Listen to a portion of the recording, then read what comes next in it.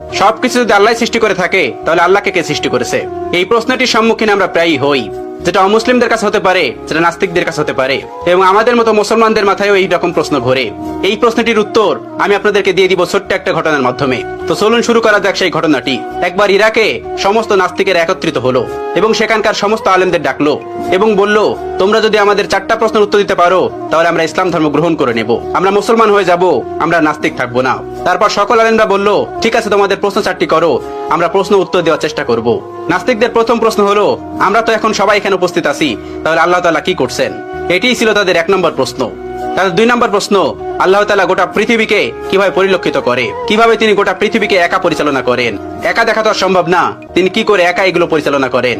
এটি ছিল তাদের দ্বিতীয় প্রশ্ন। তাদের 3 নম্বর প্রশ্ন, মুসলমানদের নবী হযরত মুহাম্মদ সাল্লাল্লাহু আলাইহি ওয়াসাল্লাম মিরাজে গিয়েছিলেন, পৃথিবীর এই আহ্নিক গতি ভেদ করে আসমানের কোন দরজাতে তিনি আসমানে প্রবেশ করলেন এবং আল্লাহর সঙ্গে দিদার করলেন? এটি ছিল তাদের তৃতীয় প্রশ্ন। এবং তাদের সর্বশেষ প্রশ্ন, আল্লাহ তাআলার আগে কে, আল্লাহ তাআলাকে কে সৃষ্টি করেছেন? এই ছিল তাদের মোট 4টি প্রশ্ন। সেখানে থাকা সকল আলেমরা উত্তর দেওয়ার চেষ্টা করলো, কিন্তু কেউ সৎ উত্তর দিতে পারলো না, কারণ এই প্রশ্নগুলি খুবই কঠিন প্রশ্ন, যার উত্তর দেওয়া তো সহজ না। তারা কেউ পারল না তাদের উত্তর দিতে। ওই সবস্থল থেকে কিছুটা দূরেই ইমামে আজম আবু হানিফা রাহমাতুল্লাহর বাড়ি ছিলেন। আপনারা অনেকেই জানেন, ইমাম আবু হানিফা রাহমাতুল্লাহ কাপড়ের ব্যবসায়ী ছিলেন। তো শহরের পাশেই তার বাড়ি ছিলেন। তার কানে এই খবরটি গেল, তিনি জানতে পারলেন সবস্থলে এই ঘটনাটি ঘটছে।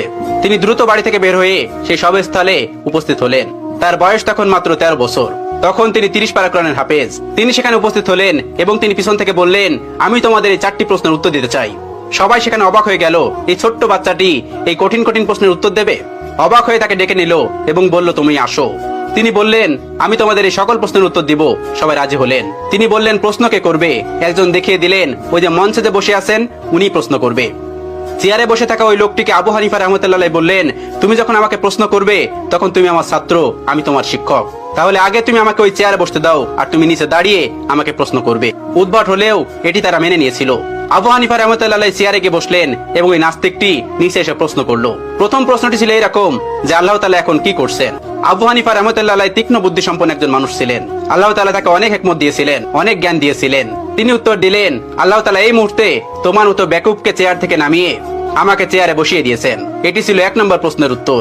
সবাই অবাক হয়েছিল। এই উত্তর খণ্ডানোর মতন উত্তর তাদের কাছে ছিল না, তাই তারা এটি মেনে নিতে বাধ্য হয়েছিল।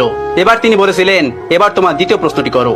দ্বিতীয় প্রশ্নটি করলো, আল্লাহ তাআলা একা এই পুরো পৃথিবীকে কিভাবে পরিচালনা করে? একা তিনি পুরো পৃথিবীকে কিভাবে দেখেন? তিনি তাদেরকে 4 কোণাওয়ালা একটা ঘরে নিয়ে গেলেন এবং সেই ঘরে একটা বাতি জ্বালালেন, একটা মোমবাতি। এবার তিনি বললেন, এবার বলো, এই আলোর মুখ কোন দিকে, এই আলোর চোখ কোন দিকে? তারা কোনো উত্তর দিতে পারলো না। তারা বলল, এই আলো তো ছড়িয়ে পড়েছে। তিনি তাদেরকে বললেন, আল্লাহ তাআলা নূরের তাজাল্লির মাধ্যমে গোটা পৃথিবীতে এভাবে ছড়িয়ে রেখেছেন এবং তিনি সবকিছু দেখতে পান এই নূরের মাধ্যমে। এই প্রশ্নের উত্তর নাস্তিকদের কাছে ছিল না, তারাও এটি মেনে নিয়েছিল। তৃতীয় প্রশ্ন করা হলো, হযরত মুহাম্মদ সাল্লাল্লাহু আলাইহি সাল্লাম পৃথিবীর আহ্নিক গতি ভেদ করে আসমানের কোন দরজা দিয়ে আল্লাহর সঙ্গে মেরাজ করতে গেছিল? তখন আবু হানিফা রাহমাতুল্লাহ হাতে একটা ডিম নিলেন এবং বললেন, এই ডিমটি থেকে 22 থেকে 23 দিন পরে বাচ্চা ফুটে বের হবে। এবার তোমরা বলো, এই ডিমটির বাচ্চা কোন দিক থেকে বের হবে? তারা বললেন, এটি ঠোঁট দিয়ে ডিম ভেঙে বের হবে। তিনি বললেন, কোন দিক দিয়ে বের হবে? তারা বললেন, এটা আমাদের জানা নেই। এবার ইমাম আবু হানিফা রাহমাতুল্লাহ বললেন, আল্লাহ তাআলা তার বান্দাকে আসমানে নিবেন, কোন দরজা দিয়ে নিবেন এটি আল্লাহ তাআলা ভালো জানেন। এটা আল্লাহ তাআলার কাজ, তোমার আমার কাজ না। আসমানের যে কোনো জায়গা দিয়ে তার নবীকে আসমানে নিতে পারেন। চতুর্থ প্রশ্ন, যেটি সব থেকে গুরুত্বপূর্ণ, আল্লাহ তাআলাকে কে সৃষ্টি করেছেন? আল্লাহ তাআলার আগে কে? ইমাম আবু হানিফা রাহমাতুল্লাহ বললেন, তোমাদের মধ্যে কি এমন কেউ আছেন যিনি অনেক ভালো অঙ্ক করতে পারে? তখন একজন বললেন, হ্যাঁ আমি পারি। তখন তাকে বলল, তুমি 1 থেকে গুনতে শুরু করো। তখন সে গোনা শুরু করলো। 1 2 3 4 5 6 7 8 9 10 পর্যন্ত গোনা